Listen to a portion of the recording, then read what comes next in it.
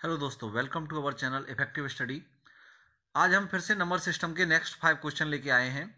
तो पिछले 5 क्वेश्चन हमने समझे थे, ये बेसिक लेवल के क्वेश्चन थे जो आगे आने वाले रेलवे के एग्जाम, एमपी के संविदा के एग्जाम में ये जो क्वेश्चन है वो काफ़ी इंपॉर्टेंट क्वेश्चन है। अब देखते हैं आगे के नेक्स्ट 5 क्वेश्चंस क्या हैं। तो यहाँ पर अगला क्वेश्चन है, संख्या आपको दी गई है 7, 4, 3, 8, 3, 4, 8 2। ठीक है ना। तो ये आपको संख्या दी गई है 7, 4, 3, 8, 3, 4, 8 2। इसमें क्या है कि आपसे 8 का स्थानीय मान पूछा है। अब देखिए 8 का स्थानीय मान निकालना है तो स्थानीय मान और जातीय मान क्या होती हैं, एक बार मैं आपको समझा दूं। स्थानीय मान होता है जिस स्थान पर वो अंक दिया है उसका उस स्थान के अंक से गुणा होता है। यानी कि अगर 8 जो है वो दूसरे स्थान पर दिया गया है, यानी कि दहाई के स्थान पर है, इकाई दहाई, तो दहाई यानी कि 10। ठीक है ना। और 8 का हमको स्थानीय मान यहां पर निकालना है, तो दहाई स्थान यानी कि 10 हो गया, उसमें 8 का गुणा कर दीजिए तो कितना हो गया 80। तो इस 8 का जो स्थानीय मान है वो क्या हो गया 80। और इस 8 का स्थानीय मान आप निकालेंगे तो वो क्या निकलेगा, इकाई दहाई सैकड़ा हजार और 10,000। ये 10,000वें वाले स्थान पर है, तो 10,000वां स्थान, तो 10,000 लिख लीजिए और संख्या का मान लिख लीजिए 8। तो 8 का 10,000 में हम गुणा करेंगे यानी कि 80,000। सिंपल। तो अगर मैं सारे स्थानीय मान की चर्चा करूं तो 2 का स्थानीय मान 2 होगा क्योंकि ये इकाई स्थान पर है, तो 1 के साथ गुणा होगा 2। इसका स्थानीय मान 80, इसका स्थानीय मान 400, इसका मान 3,000, इसका मान 80,000। ठीक है ना। ये 3 लाख हो जाएगा, हाँ 43 लाख हो जाएगा। तो इस तरह से जो है वो आप इसका स्थानीय मान निकाल लेंगे। तो यहां पर आपसे सवाल में क्या पूछा है कि 8 के स्थानीय मानों का अंतर, तो पहला 8 और दूसरा 8 दोनों के स्थानीय मान निकाल लिए हमने, इनका अंतर निकालेंगे। तो 80,000 में से इस 80 को माइनस कर दीजिए, दोनों का अंतर निकल के आ जाएगा। तो यहां पर हमारा आंसर मिल जाएगा, इसको हम घटाएंगे तो कितना मिलेगा 79,920। 80 माइनस हो जाएगा तो इतना बचेगा। सिंपल। ठीक है ना। तो स्थानीय मान यहां से आपको समझ में आ गया। अब अगले क्वेश्चन में हम डिस्कस करते हैं जातीय मान को। देखें अगला क्वेश्चन क्या है। अगला क्वेश्चन जैसे कि यहां आपको संख्याएं दी गई, संख्या दी गई है, क्या है 49,587। ये आपको संख्या दी गई है और इसमें 5 के स्थानीय मान और जातीय मान का अंतर बताना है।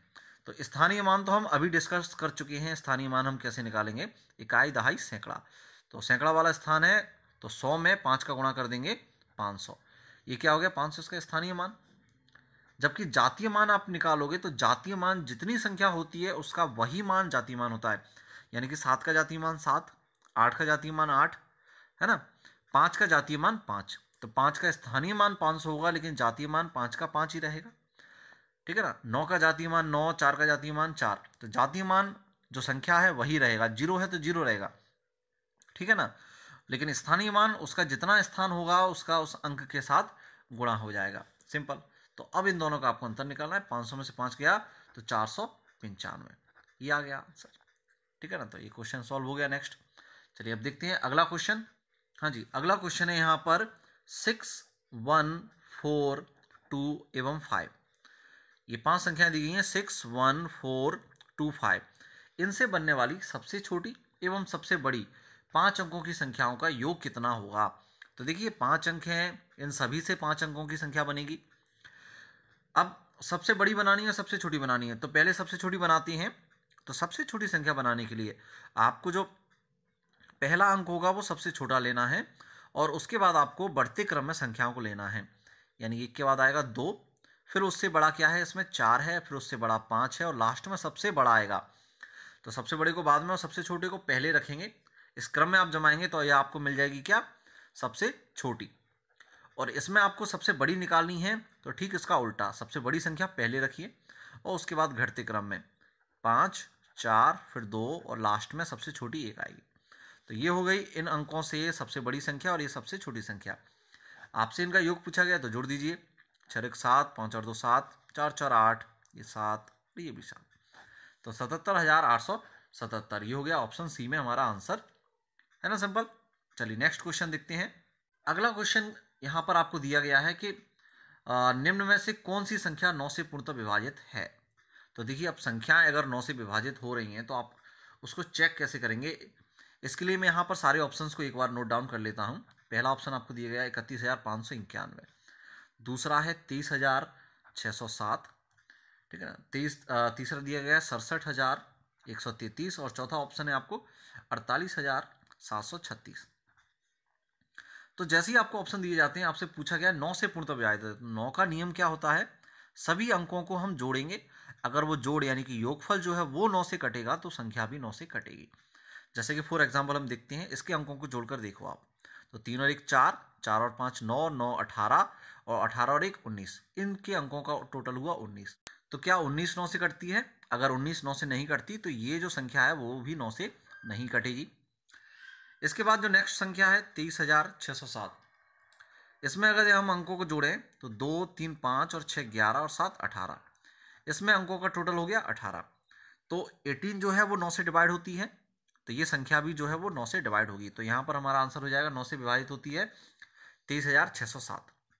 चलिए आज के सेशन का नेक्स्ट क्वेश्चन देखते हैं, लेकिन उससे पहले मैं आपसे रिक्वेस्ट करूंगा कि आप इस वीडियो को लाइक जरूर करें और हमारे चैनल को सब्सक्राइब करें। उसके बाद जो बेल आइकॉन है उसे क्लिक करें। और आप अगर पीडीएफ में ये सारे क्वेश्चन चाहती हैं और आप डेली करंट अफेयर्स चाहते हैं, क्योंकि एग्जाम में काफ़ी इंपॉर्टेंट हो गया है डेली करंट अफेयर्स आजकल, तो अगर आप डेली करंट अफेयर्स चाहते हैं तो आप हमारे टेलीग्राम चैनल को सब्सक्राइब कर लें, जिसकी लिंक मैं यहाँ डिस्क्रिप्शन में आपको दे दूंगा इस वीडियो के। तो उस लिंक पर आप क्लिक करके हमारे टेलीग्राम चैनल को ज्वाइन कर लें। वहाँ आपको डेली करंट अफेयर्स आपको रोज़ मिलेगा, साथ ही साथ वीकली और मंथली करंट अफेयर्स की आपको पीडीएफ मिलेगी। और ये जो मैं क्वेश्चंस आपको सॉल्व करा रहा हूँ, कुछ समय बाद मैं उनकी आपको पीडीएफ भी प्रोवाइड करा दूंगा। चलिए तो देखते हैं आखिरी क्वेश्चंस क्या है आज का, कि कौन सी अंक संख्या 25 से पूर्णतः विभाजित नहीं है, ये आपसे पूछा गया है। तो देखिए यहाँ पर आपको 4 ऑप्शन दिए गए हैं सवाल में, 4,810, दूसरा है 37,225, 59,550 और 12,775। 4 ऑप्शन दिए गए हैं। तो 25 से अगर कोई संख्या पूर्णतः विभाजित है तो आप क्या चेक करेंगे, उसके आखिरी के 2 अंक, यानी कि लास्ट के 2 अंकों में अगर 25 का भाग जा रहा है तो पूरी संख्या में भी 25 का भाग जाएगा। तो अगर हम इसमें देखें 10 है लास्ट के 2 अंक में, केवल 10, तो 10 में 25 का भाग नहीं जाता, अर्थात 40,810 में 25 का भाग नहीं जाएगा।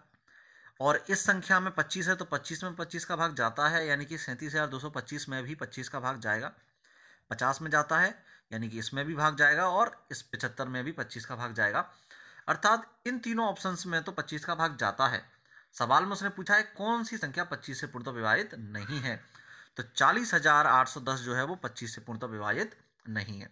तो ये हो गया यहाँ हमारा आंसर, फर्स्ट ऑप्शन। ठीक है ना। तो उम्मीद है आज का वीडियो आपको पसंद आया होगा, और जो मैंने आपसे कहा है कि आप हमारे टेलीग्राम चैनल को ज्वाइन जरूर करें, साथ ही साथ वीडियो को लाइक करें। Thank you, good bye.